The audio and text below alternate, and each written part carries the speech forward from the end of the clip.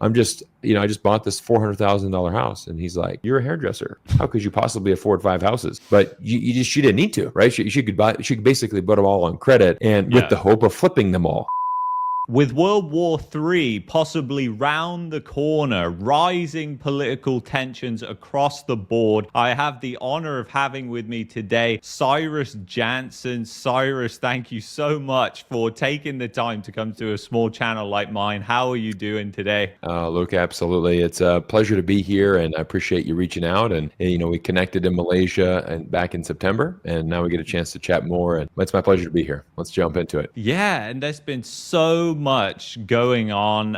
It's just been kind of unbelievable. Obviously, we've had Trump that is now going to be the next president of the United States. I want to get into that with you. Sure. But first of all, you were actually from Canada. So you are from Vancouver. So tell us about that, because you've escaped now, and tell us about your journey. Yeah, so actually, I'm actually from Florida, so I'm actually American, but my wife is Canadian. We were living in Vancouver, Canada for 5 years, so we loved it. It was a great time there.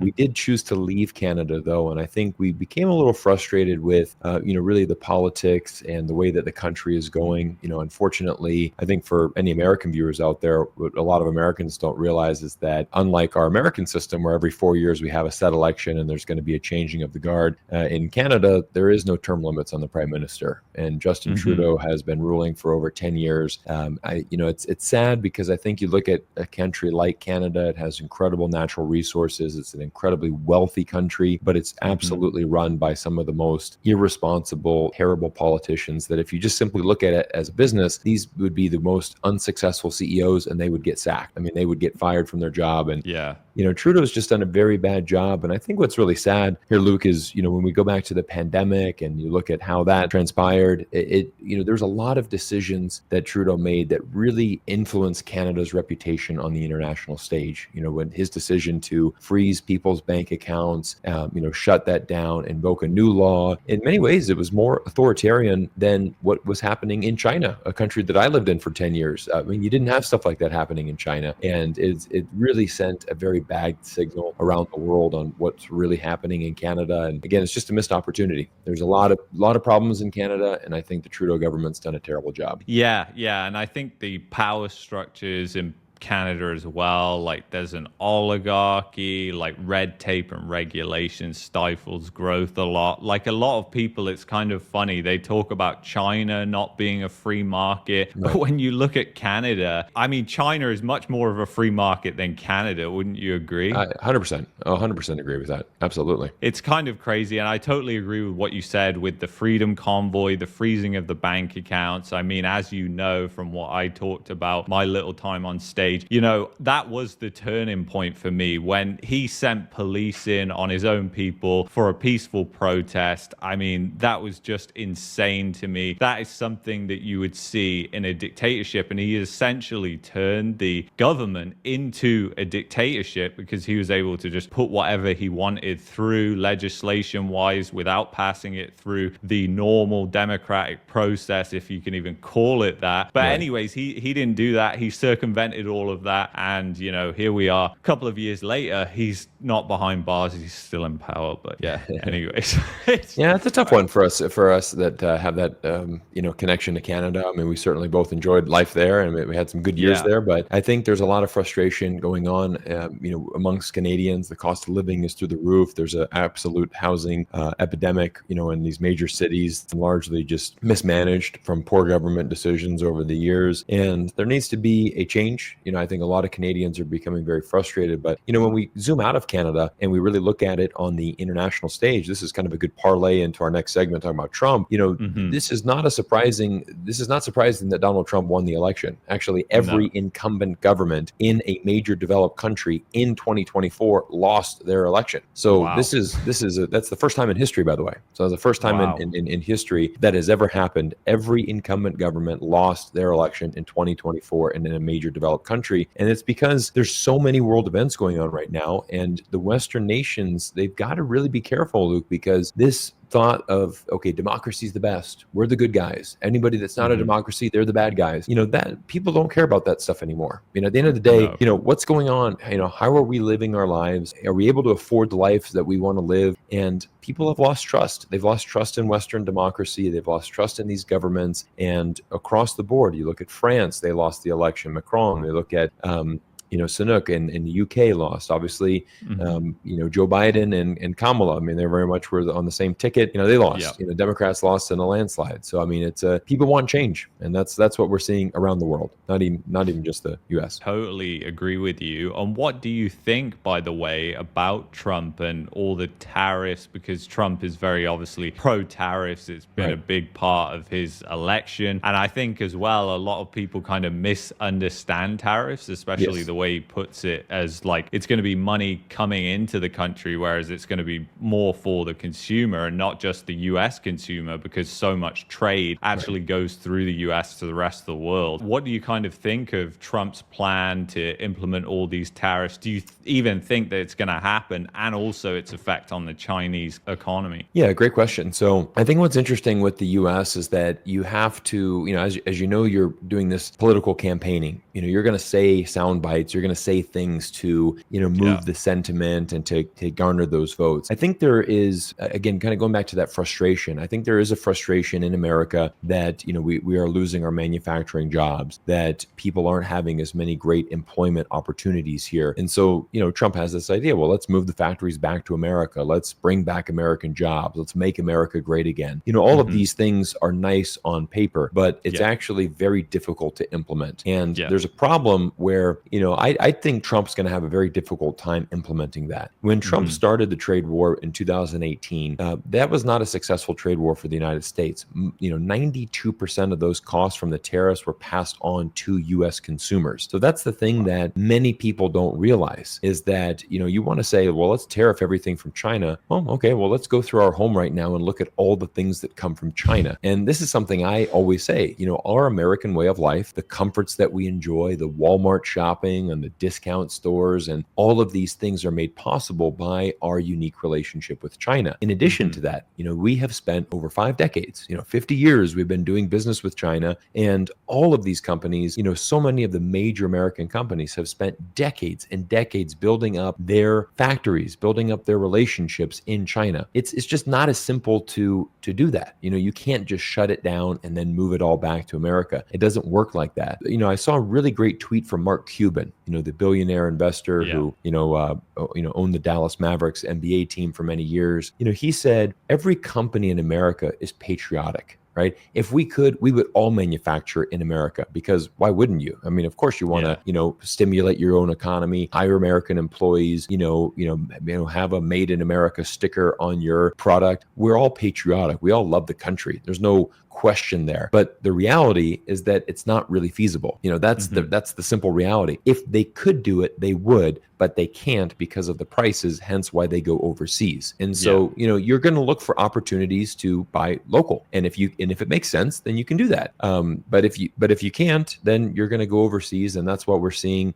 with the competitive advantage of going to China. So I don't really think this is going to change much, to be honest. And the other thing that people aren't realizing is that if you're going to put a 60% tariff on Chinese goods, what happens if China retaliates and put that same 60% tariff back on you? Well, there was an Yeah. interesting story that was published earlier this week where it talked about the farmland industry. And the US farm industry is heavily dependent on China for exports, specifically soybean farmers and corn Yeah. farmers. Now that is the heart and soul of America. And there's a big irony here because, US farmers overwhelmingly are very supportive of Republicans and definitely voted Donald Trump on the whole. And the interesting thing is they could actually become the biggest losers, because if they Right. were to get, these tariffs, 60% tariffs slapped on them, well, then China wouldn't be buying that, and that entire industry. China has been described as an irreplaceable market for U.S. corn and soybean farmers. This is $30 billion industry. I mean, this is not a small amount of money. So you could be talking about a lot of farmers and a huge part of the industry, completely destroyed by these. And we actually saw that in Canada, right? Remember with the canola oil farmers in Yeah. Canada, right? This is when the Huawei was being restricted, and they had the whole complete catastrophe with the whole Huawei ordeal, and the Huawei Hmm. CFO was Wang Wanzhou when she was arrested under terrible conditions in Canada, where they violated her rights and all of this stuff. And it was this Canada got sandwiched between this U.S.-China controversy, and same thing. China said, well, you know what? We don't need to buy the canola oil anymore. And canola oil farmers in Canada lost tons of money. I mean, it was devastating for them. So it just more shows you, Luke. I think this is what I want people to understand, is how interconnected our economies are. All of us benefit from a global economy. This video was powered by ExpressVPN, helping you protect your privacy with the world's fastest VPN and the VPN that I use. If you want to take advantage of my special offer, go to expressvpn.com/marketmania. Let's get back to it. All of us benefit from working together in cooperation. And so that's something we preach on my YouTube channel, and that's something that I'm going to continue to preach for sure. Yeah. And I'm an advocate of free markets. And one thing that I saw in Malaysia, I saw across Asia in particular, and here in Latin America, you see exactly the same thing, is Chinese vehicles are taking over. But you go to Canada and the United States, and there's a lot of tariffs on them, so much tariffs that they're practically banned, if not outright banned. And it's the same thing in many countries in Europe. Some countries, they're allowing them now. But it's really funny because when you actually think about that, and people have this stereotype of Chinese bad quality. It's not. Trust me. I've been in these vehicles. They're really high quality as any German vehicle. But it's just, who's the loser here? It's the consumer, because they're not getting that choice of buying that cheaper vehicle. Because why are they taking over in Latin America? It's because the price point. The price point is crazy. Here in Panama, Cyrus, you can get a Chinese vehicle 2024 for as much as like a 5-year-old used vehicle American car. So why would you buy the American car? And that's the amazing thing. I mean, China is leading this green revolution. They're the largest producer of renewable energy in the world. The EV industry has completely transformed China, and now they are exporting around the world, like you said, in Africa and South America, and starting to have places in Europe. You're seeing a tremendous amount of presence of the Chinese EVs, and it's actually quite incredible because, like you said, I mean, I've been in many Chinese EVs, and they are phenomenal. The technology is amazing, and China has really cornered the market on that, because they're the only country in the world that can develop an EV battery. That's something that many people don't realize. The New York Times actually ran a great story last year that said, can the world make an EV battery without China? And you don't need to read the article. Surprise. No, the answer is no. They can't, because China owns all of the mineral processing. They own the advanced mines, all of this cobalt and nickel. All of this is being processed, in China. And so, everything, all of these steps into production are coming from China. And it's really incredible. And I think what, China has done an amazing job. I mean, even a company like Tesla, right? 55% of every Tesla in the world is coming from the Shanghai Gigafactory. There's a reason why Elon Musk is doing business in China. There's a reason why he chose Shanghai to open that Gigafactory. I mean, he certainly got, government incentives to go build it there, but it's a price point, it's a quality. And, China is not the China of the 1970s and 80s where we make cheap plastic toys. They can still do that. If they need to, they can make that, but they're also making some of the most advanced, equipment and technology in the world.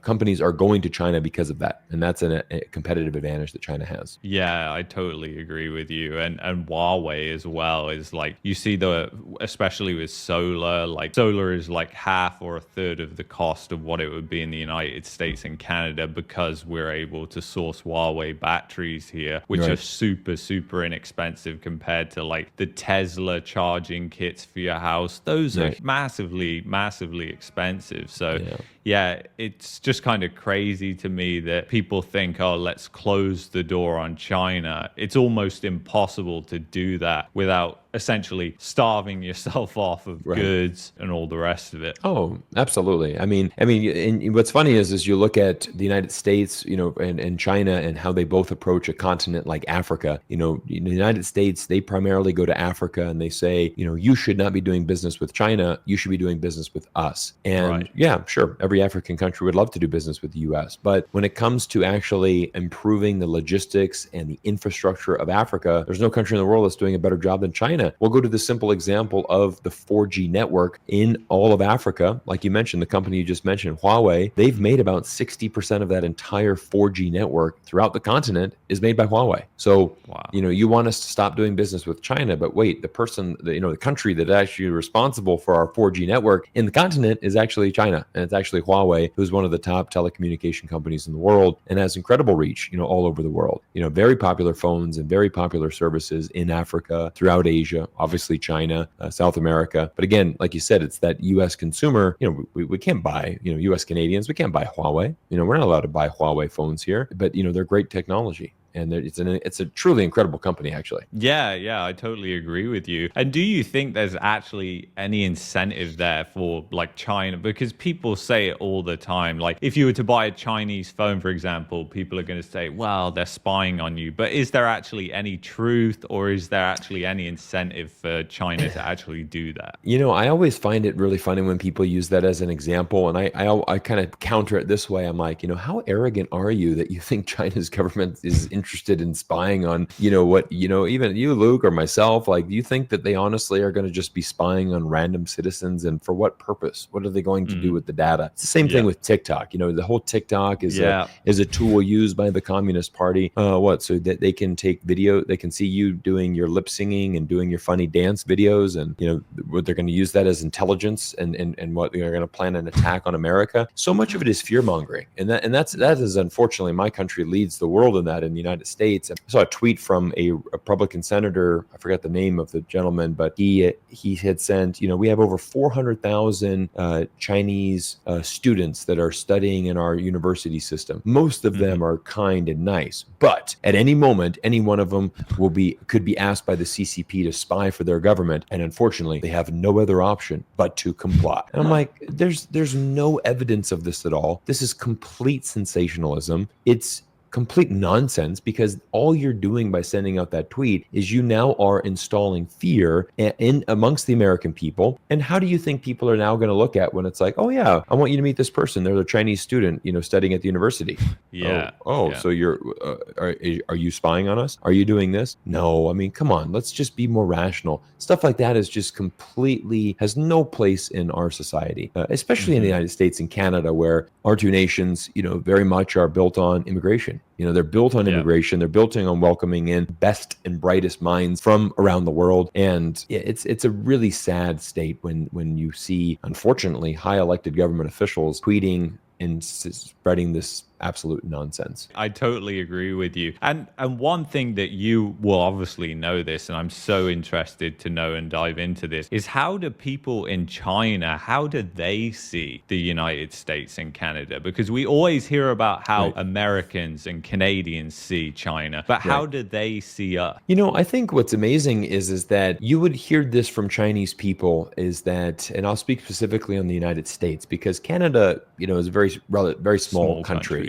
So I would say actually for most Chinese, they'll kind of look at Canada and the U.S. They would say "tapadola," it's just like kind of more or less the same. It's like Canada basically follows the U.S. You guys are pretty much the same thing. So with the U.S. specifically, I would always say this, is that Chinese people love American culture. They love American people. They are very curious. I wouldn't say that they're big fans of the American government, but I would say that they actually like all of the they can separate the people from the government. And I say, that's interesting, because that would be a great philosophy for a lot of Americans. I'm not here to tell you that China's government's amazing, nor do I want you to, I could care less if you hate communism. If you hate communism, you hate the Chinese government, that's fine. But you need to separate the Chinese government from the people and realize that they're two different things, and that China is filled with wonderful people, a great culture, a great history. And, Chinese people, whenever I'm in China, I've been traveling to China for over 17 years. I have not had a single bad experience being an American in China. I'm a very tall,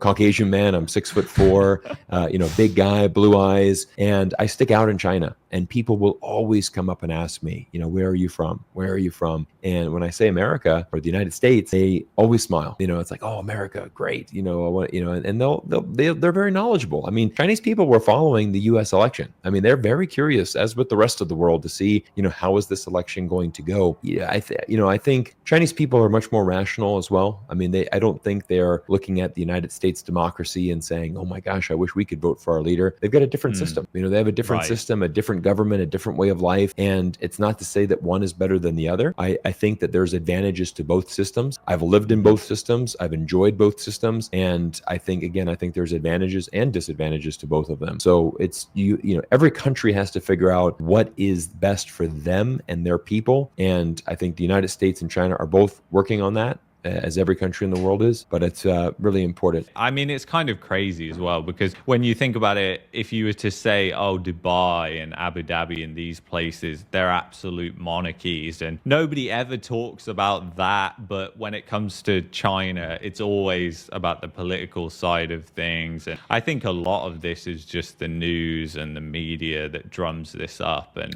gains a lot of. How is the Chinese economy? And I also wanted to ask you, like, it kind of segues into this as well, is about the real estate collapse in China, because there's been all kinds of articles about it in Western media, but we don't really know from the outside looking in what's going on. You might have a different view. Yeah, I think what I want to kind of bring a different perspective here, because I want people to understand a little bit more about the history. So, when I first went to China in 2007, China's GDP grew by 14% that year in 2007. I mean, that was a breakout year for growth. I believe 2008 was, probably about 12 or 13%. So, I mean, you had this huge GDP growth, and, China at that time was booming. I mean, it was absolutely booming. There was probably no better place in the world to be. Certainly myself in my young 20s, starting my career, like, wow, I mean, you're in an amazing part of the world that is growing rapidly, and almost every industry was just booming. And so,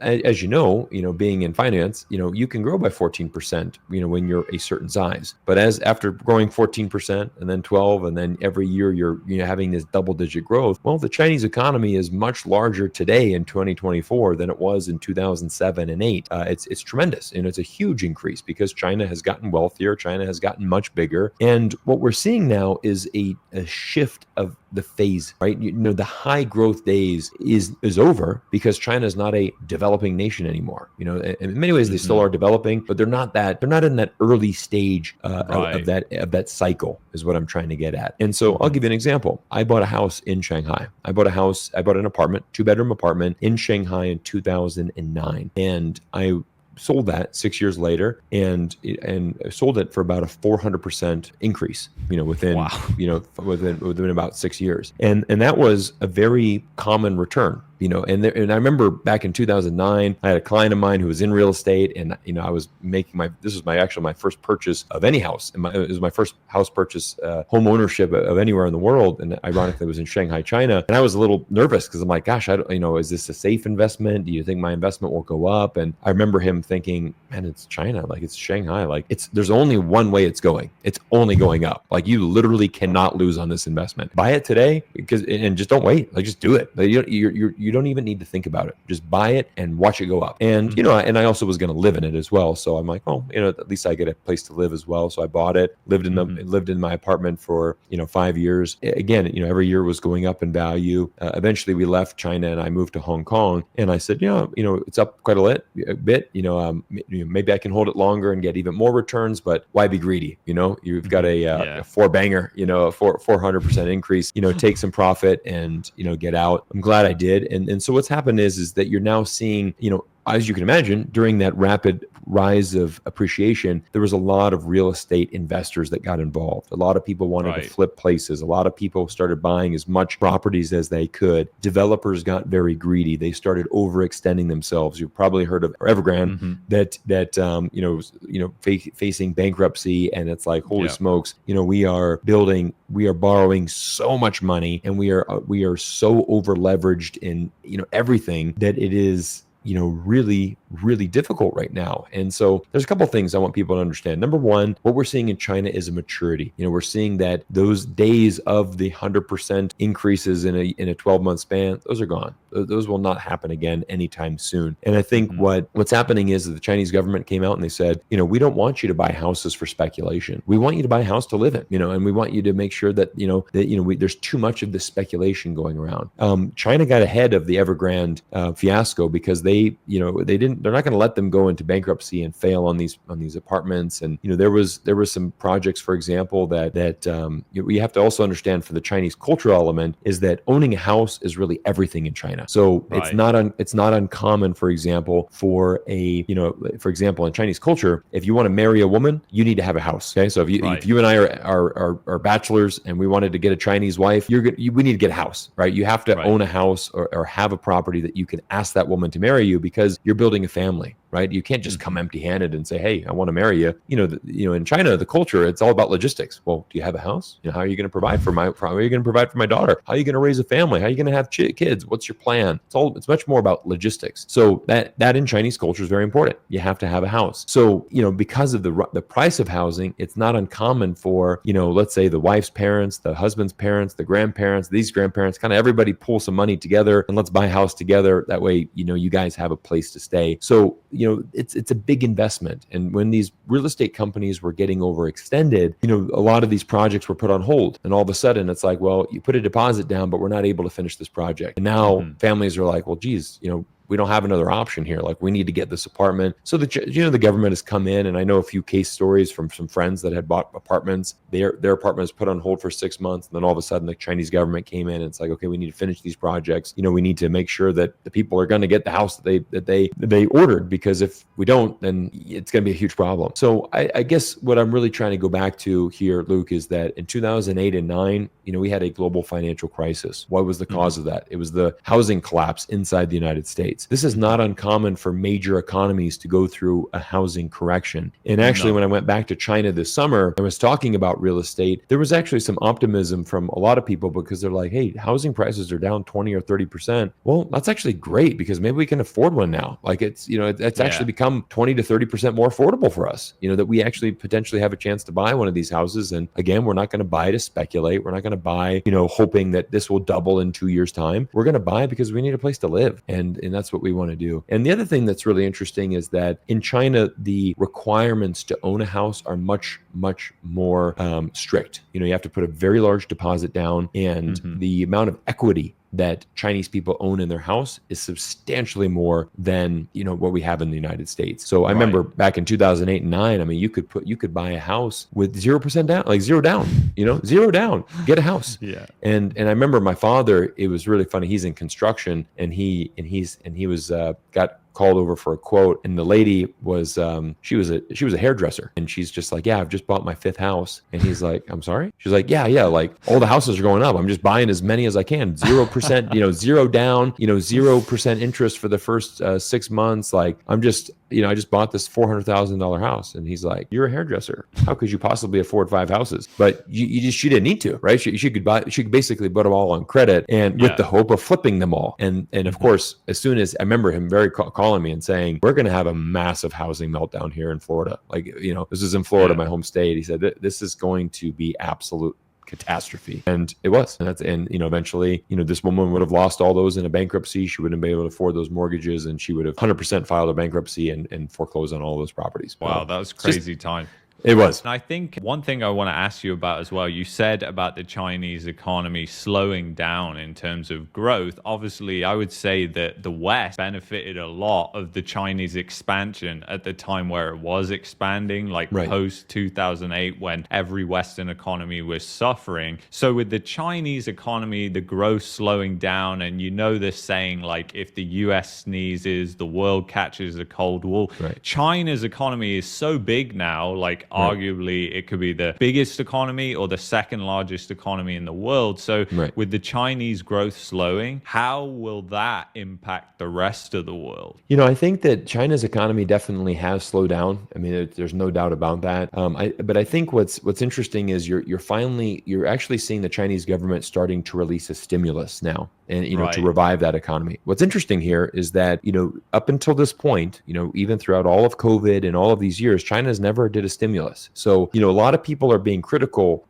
saying, oh, look at China, they have to do a stimulus. Well, the United States, we did massive stimuluses, the quantitative easing, right? The quantitative easing. I mean, as a U.S. citizen, I got two checks. I think I got two checks of $2,400 from the United States government, as a, like, go spend money, go stimulate the economy. Here's $2,400 for being American. Now go spend it somewhere. And so, the United States spent trillions of dollars on quantitative easing and, printing money and, flooding these markets with stimulus to revive this economy. So it's kind of funny. On one end, you hear like, oh, China's struggling, they have to do a stimulus. Well, we were struggling and we did the same thing. So it's just China's done it 4 years later. So, we've already started to see that trying to trickle in. Reports just came out earlier this week. We're kind of mid-November when we're recording this, but, this new stimulus package is already, the retail numbers are up this month from last month. There's been an increase in spending. And I think what you're seeing in the Chinese economy is, again, it's more of a, maturing. Right, is again, there's a lot of, the high end, for example, the high end spending, the Louis Vuitton, the Gucci's, these high end luxury brands, they're not selling like they used to, right? China used to be their number one destination in the world. People used to be buying these crazy expensive handbags, left, right, and center. But now that market has matured a lot, and people aren't spending on that. But what they are doing is, when you go to China now, the restaurant scene is booming. There is every single night. Restaurants are packed and filled, and it's kind of like a quiet luxury in the sense where it's like, hey, we're not going to buy that $3,000 handbag anymore, but you know what? We'll go treat ourselves for dinner. Let's splurge a little bit and go have a nice dinner with some friends, and maybe spend $20-$30 on a meal, which would be quite a lot in China. When maybe an average meal is 10 or less. So yeah, I think what's really interesting is going back to your question, how is this going to affect the world? I think that it's going to affect it in the sense that we're all interconnected with China. Like you said, it is a major economy. It really is, I would say, the heartbeat of the world, much more than America, just because no matter where you are, I can go through your house and we can look at all of the electronics, all of the things that you need. All of this is coming from China. The equipment we're using to record this video would not be possible if it were not for China. So, China definitely has that influence. But at the end of the day, I think if we can still find ways to work together, I think is really going to be the answer to that. And, and it really is depending on if the U.S. wants to participate or not. Because like you said, in Panama there or in South America, Chinese EVs are coming in. I mean, they're open for business and they're going to do that. So the interesting thing is, again, as somebody also that's in the market, I look for opportunities. So you do see certain industries in China that are doing really well. The EV one being one of them.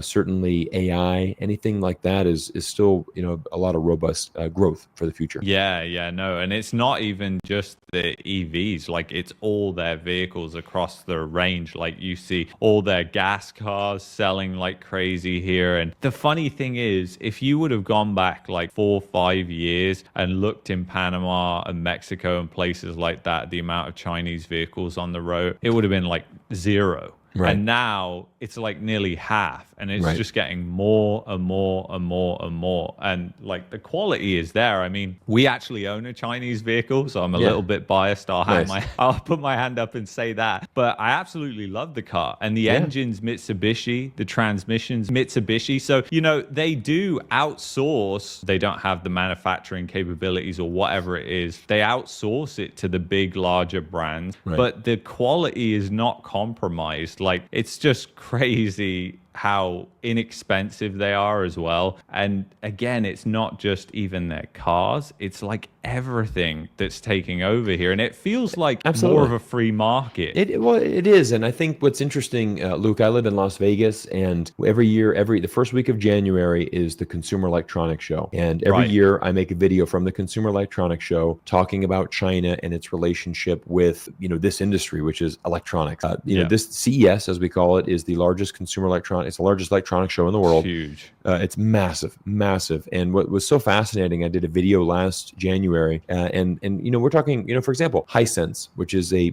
producer of a TV. Their market is growing tremendously. I mean, they have such a that's a very saturated market. I want to compete on TVs. Okay, well, good luck. You got to go against LG, Sony, all of these legacy brands that have tremendous market presence. But Hisense is doing it. And they sponsored the UEFA, football tournament or soccer tournament. So they've got a big presence in Europe because of that sponsorship. And they had an amazing booth. And I talked to one of the sales guys who just said, yeah, we're crushing results. People want this technology. And the funny thing is that consumers want the best deal. Like you said, it's as simple as that. They're not going to care that if it comes from China or not. And in many ways, what's interesting is that people are actually starting to seek out Chinese products because of the quality. This is a very different thing. And this is something that your viewers might find very interesting. In 2007, when I first went to China, nobody would think of buying a Chinese car. That's unheard of. Because it's everything was any brand, no matter what you bought. If you bought kitchen knives, if you bought a cell phone, a car, clothing, shoes, whatever you bought, you did not want to buy a Chinese brand, right? You wanted to buy international because international was higher quality. And then when you go to, for example, if it's kitchenware, you're usually going to try to buy from Japan or Germany because those are really high. They're known for their high quality. So I remember very distinctly, being in a Chinese supermarket and in 2007, 8, and I'm a young guy in my career, and I needed to buy a TV, and the Chinese consumers were going to the Sony, trying to buy the Japanese one because it was better quality. And I'm like, well, geez, this Chinese one's really cheap. Like I'm kind of want to save some money. I'm just going to buy the Chinese version. And that has been completely flipped. So now Chinese consumers will go to the Chinese because they know the quality is great now. From 2007 to now, that quality has improved tremendously. And you see that firsthand with the EVs. Legacy automakers in China. This is probably one of the most fascinating stories ever. Again, 2007, 2008, these companies are making billions in China. It was basically a cash cow. And at one point, kind of 08, 09, they're saying, China is our forever cash cow. We can basically kind of close our eyes. We just import a lot of cars. They're all going to sell out. We're going to make billions. We're going to get a big cut. Let's take our bonuses and go somewhere on holiday and let's call it a year. Great year. That has shifted. People are not buying those cars anymore. And the reality is that 50% of the cars now being sold, over 50%, are Chinese EVs. And the Ford CEO, Jim Farley, he went to China this summer. He was so impressed with the Xiaomi SUV that he bought it, loaded it on a cargo plane, shipped Shanghai to Detroit, and for the last 6 months has been driving around his Xiaomi SUV as the Ford CEO. He did a podcast where he revealed that. And I got the clip of it and I used it in a video. And it's like, wow, like, and he goes, guys, I can't give it up. I absolutely love this car. Like, it's a fantastic car. So what better advertisement and what better, recommendation when you've got the CEO of Ford. Not only is he buying a competitor's vehicle, he's buying a Chinese one.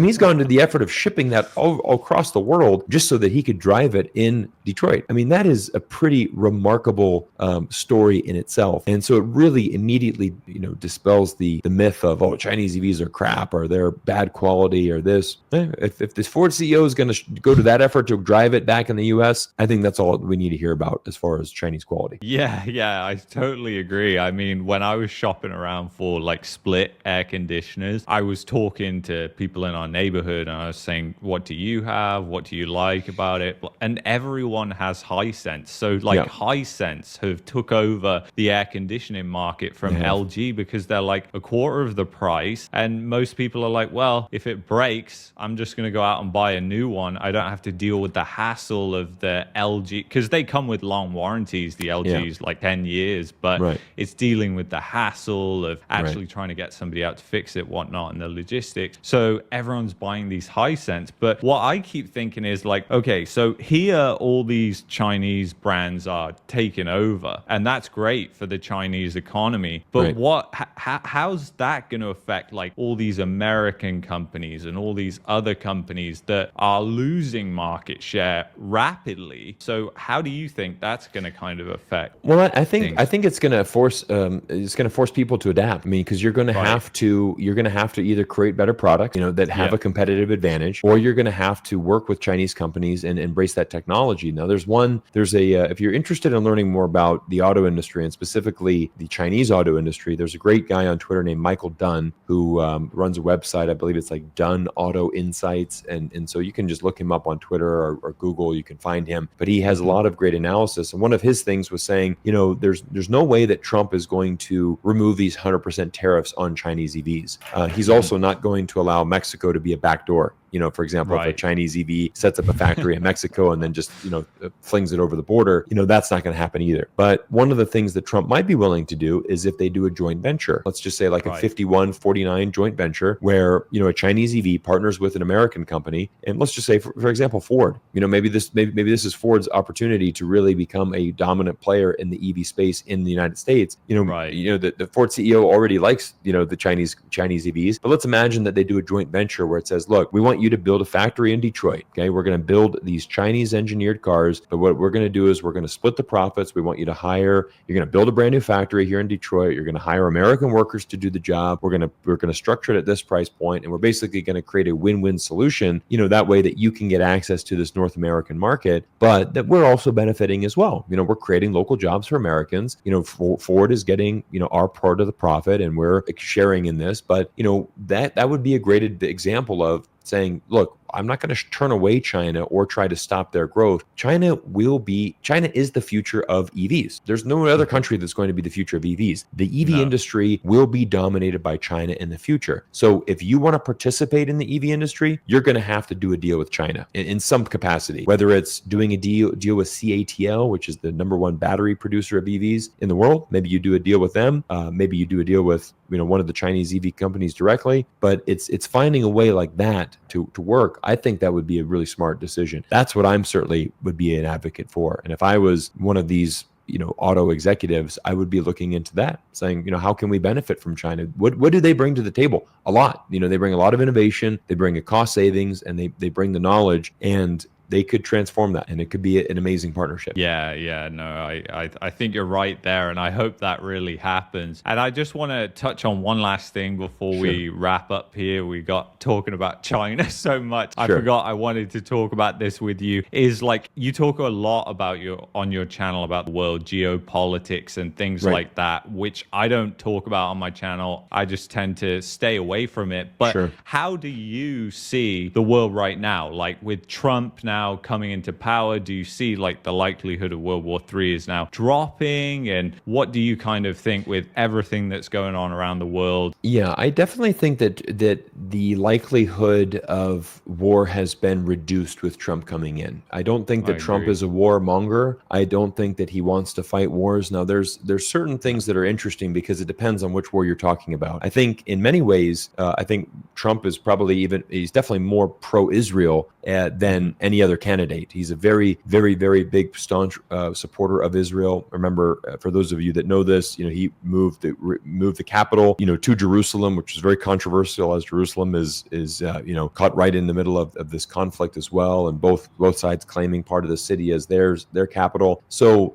Trump is very, very pro-Israel. So I believe, for example, the biggest source of tension for the future is going to be the Middle East and how Israel and the United States are really, they're very much linked at the hip, but unfortunately, both Israel and the United States are being isolated on the international stage over this, unfortunate situation in Gaza, and in a war that really is going to be very difficult for Netanyahu to win. Now, that being said, if we flip conflicts and you look at a very, very difference, it's a complete 180 difference between what Kamala Harris, and what Donald Trump would do in regards to Ukraine, for example. If Kamala would have won the election, she would have doubled down on what Biden does. She would have doubled down more spending, more weapons to Ukraine, more billions and billions of dollars to Ukraine, and doing anything you can to tremendously more lives lost. And it would just be a continuation. We would know that would continue for 4 more years of just this constant fighting. But I think with Trump, he wants to end that. And let's be honest, the European economy is absolutely hammered right now. Germany is in total chaos right now. Look at that coalition government has completely failed. The finance minister has been sacked. They're basically running it.